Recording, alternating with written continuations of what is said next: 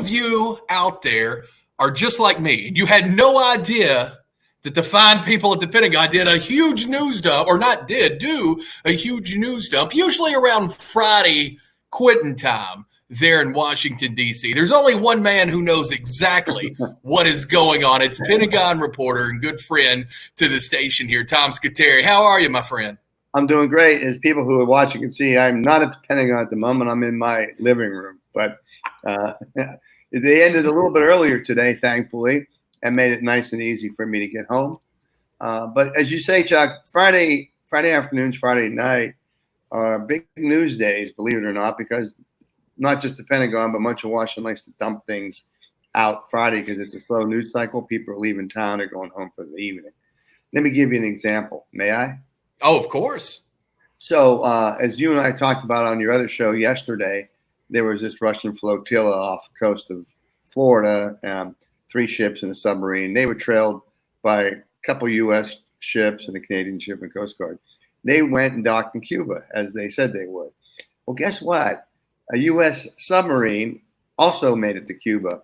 Now, for listeners who may be scratching their head, how can a U.S. submarine go to Cuba? The United States has a military base on Cuba called Guantanamo Bay. You've probably heard about that. A lot of people have. It seems like that's been in the news. Yeah, it's a long-term lease on it. And Guantanamo is where we put the suspected terrorists from 9/11 and other places, and from Afghanistan and Iraq and elsewhere. They've been sitting there for a long time, many of them innocent, but that's a whole other story. But U.S. Southern Command, which Cuba kind of falls into that, announced yesterday that there was a submarine, one of our nuclear submarines, that made a visit there.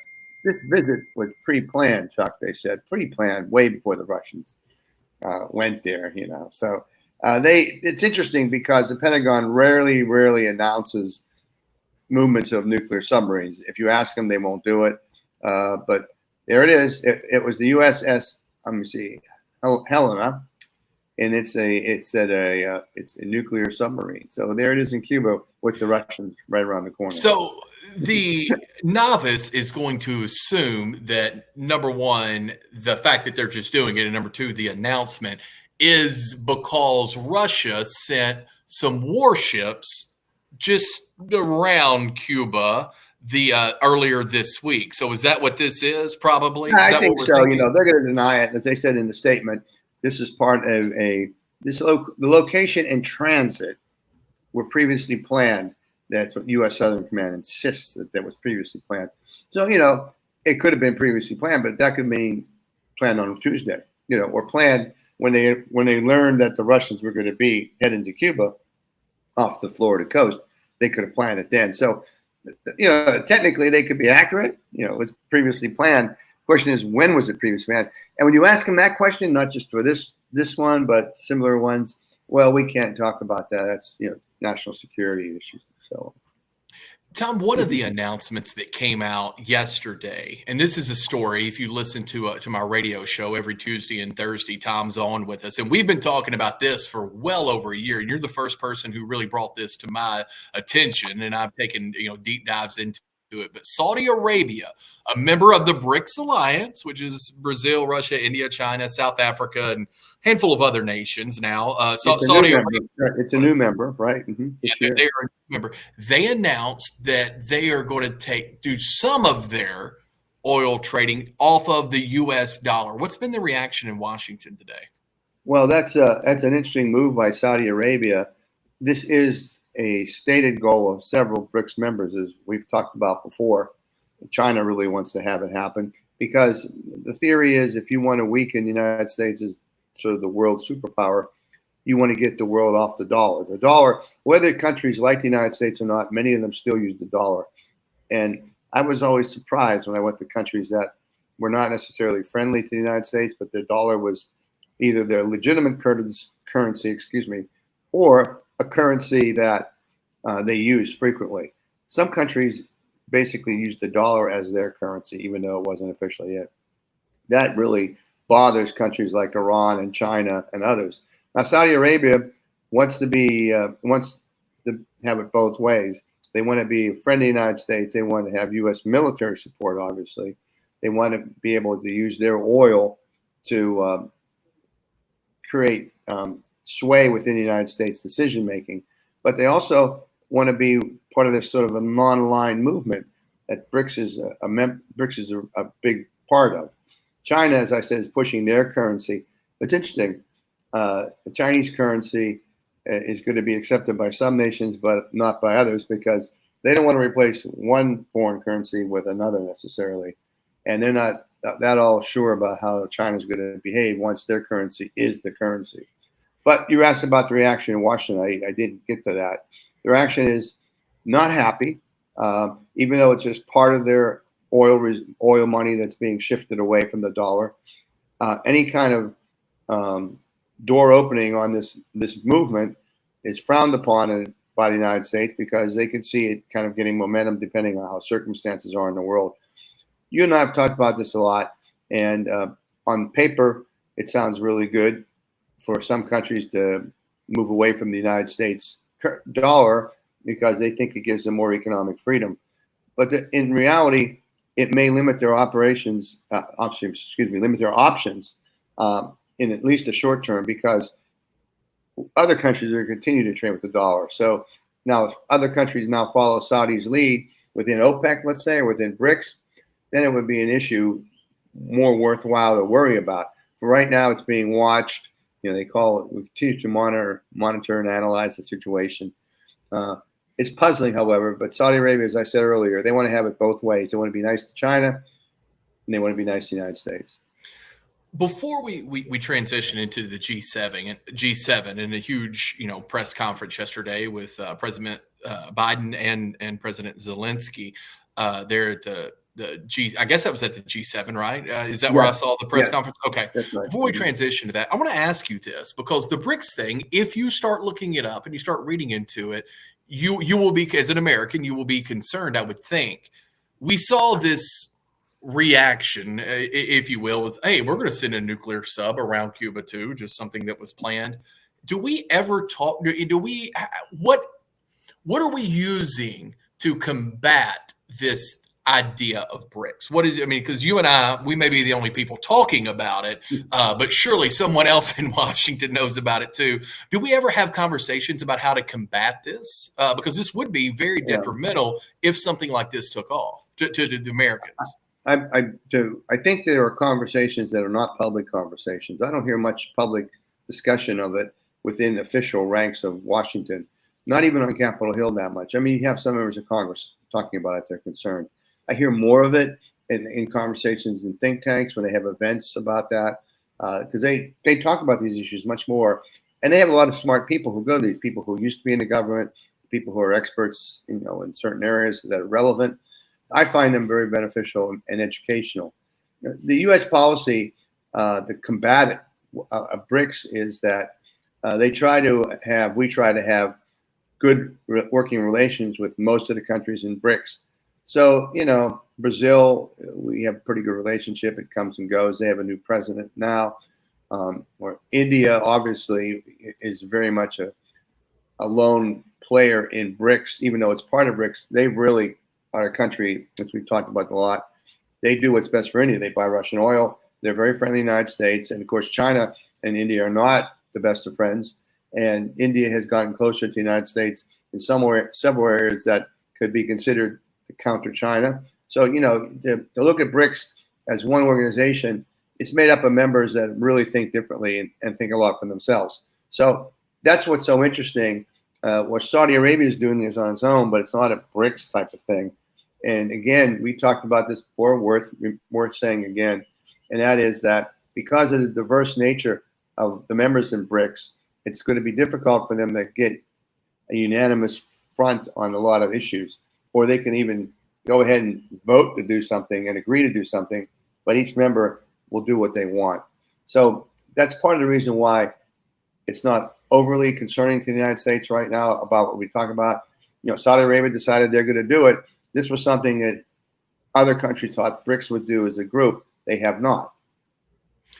Tom, as we move over into from Saudi Arabia into Europe in the G7 meeting, I caught the very tail end of the press conference live yesterday, and I haven't gone back and watched it yet. But I do remember them saying that the 10-year, is it a security agreement? Is that what we're calling, where we'll train the Ukrainian soldiers and things like that President Biden announced yesterday? Am I right with that? Yeah, right. There are two big announcements yesterday, two different 10-year deals. One with the United States and Ukraine, as you touched on, and the other with Japan and Ukraine. The Japanese one is more monetary. They're giving them $4.5 billion this year, and they're going to have a 10-year program to support their with humanitarian and technical assistance, a little reconstruction efforts, and also, more sanctions against Russia. The U.S. agreement with Ukraine is also for 10 years, and it's more focused on training, as you put, defense and security. There is some economic recovery and reform. That's a big deal of the United States packages. Ukraine government had corruption in it before Zelensky took over as president. Still does. He's gotten rid of a lot of it, but still an issue within the Ukrainian government that concerns both European and U.S. individual, people who deal with Ukraine, because corruption is a terrible, terrible thing in any government, and in a new government striving to be a strong democracy like Ukraine under attack from Russia is particularly hazardous. And so there's also, long-term advancement, and I love this phrase, into Ukraine's Euro-Atlantic integration. What does that mean? Well, that's the way you don't have to say NATO or EU. That way you don't pin down either organization. In other words, the United States is going to continue to work to bring Ukraine, for lack of better phrasing, into the West, into part of what Europe is now. That would be NATO at some point. That would be the European Union at some point. But no timetable given, no firm commitment to it. So they come up with this phrase, Euro-Atlantic integration. Sounds pretty good. It's not what Ukraine wanted, obviously. Now, one more thing it's important about, at least one more thing that's important about this agreement with Ukraine and the United States for 10 years. This is not a treaty. This is not a treaty. It doesn't have to be ratified by the Senate like foreign treaties have to be. That's a pro and that's a con. The pro means it can go into effect right away. The con means anyone else who becomes president could just end it. Was there not an agreement? Oh, you're talking about on our side. Correct. When you said anybody that's a president, could it be ended on Ukraine's side as well? Probably. Although I don't know why they would. I got to be candid. I don't know how, the structures. I don't know how their government works that well. I don't know how, if they have to approve. It's not a treaty. It's an agreement. So, whether they have to approve an agreement, I don't know how their government works on that. It seems like I heard someone say about yesterday at the G7 that Ukraine also had an understanding with China when it came to weapons that would be supplied to Russia. Am I right about that? I don't know not supplying Russian weapons, or that may have been a TikTok thing. I don't know about that. To be honest with you, I haven't heard that. I would be look. I think President Zelensky and others in Ukraine are pretty smart, and they would rightfully be skeptical of anything that China says at this point in regards to weapons that they being China are not supplying to Russia. China. There's a big peace conference. I'm trying to find in my notes here. There's a big peace conference coming up in Switzerland. Okay, in regards to Ukraine, Vice President Harris and Secretary Blinken and others are going over to represent the United States. China isn't going to go. In fact, they're actively trying to push countries not to attend as well. It's June 15th. It starts tomorrow. It's over this weekend in Switzerland. China is pushing their own peace plan regarding Ukraine, some 6-point plan that it unveiled with Brazil. You might remember we talked about this briefly about a month ago. And that calls for direct negotiations between Russia and Ukraine. And that's the one that they want to have happen. So Ukraine's not too cool on that plan. They prefer the one that might come out of Switzerland. So I think going back, President Zelensky will, obviously he'll listen to the Chinese, big country. It's an important country, but he's going to take it with a grain of salt. When it comes to different countries supplying Russia, different weapons that's used in Ukraine. We talked a few months ago, maybe even as far back as a year ago, about Iran and the drones that, some drones Russia was using. Do we know, has any of that calmed down a little bit with the tensions, obviously, in the Middle East being really high? A month or so ago, Israel attacked the Iranian consulate. Iran fired some missiles at Israel. The Iron Dome got them. Are they still supplying drones, or was that a one-time purchase? Is Iran supplying drones to Russia? Russia, yeah, they're still supplying drones to Russia, as is North Korea. That the trade, the war trade, shall we say, between Iran and Russia, North Korea and Russia has continued and probably expanded, and it's reciprocal. That's the thing. That's one of the things that is concerning to the Pentagon and others, is that now Iran has better synchronization of its missiles because of Russian technology. North Korea has better technology for its nuclear program. It's not just its rockets, but the actual nuclear weapons themselves, or potential nuclear weapons. So that trade between those three countries via Russia, Iran, Russia, North Korea, Russia, that's continuing, and that's something that's really concerning, because now you have all these bad actors learning technical ways to make their weapons better and more lethal. In a shorter period of time, they're learning this. I want to touch on something you said about when things calm down. We didn't talk about this, I don't think, this week, because it was kind of off our cycle. But Israel hit targets in Lebanon, and they took out an Iranian general, not a Hezbollah leader. It was, again, an Iranian military official who was the liaison from Iran to Hezbollah in Lebanon, and he was taken out by the Israelis this week. That's another big target taken out by them. So, and there was no outcry from Iran this time that we saw the last time, which is, to me, interesting, which of course is a word I use a lot. I was going to say maybe concerning too, a little bit. Well, part of it is also you hit them when they don't have a president. Remember, their president died in a helicopter crash a short while ago. And so they really don't have a political leader per se. And they're having an election at the end of this month. They pick 6 candidates who can win. That's none of them. Quick election. That's a quick. I don't feel like we would of course, I know we have things in place: vice president, speaker of the House, all that. But I don't feel like we would, the thing about the diverge a little bit from our topic. It always strikes me how incredible long our elections are now. And in Britain, they call election is going to be in July 4th. Macron of France just called an election. The first round is June 30th. The middle round, second and final round is July something. Iran calls an election, and it's 4 weeks or 3 weeks from when they call it. Because of the parliamentary systems in those countries, it's a lot different, than the presidential election in this country, or even the congressional elections in this country.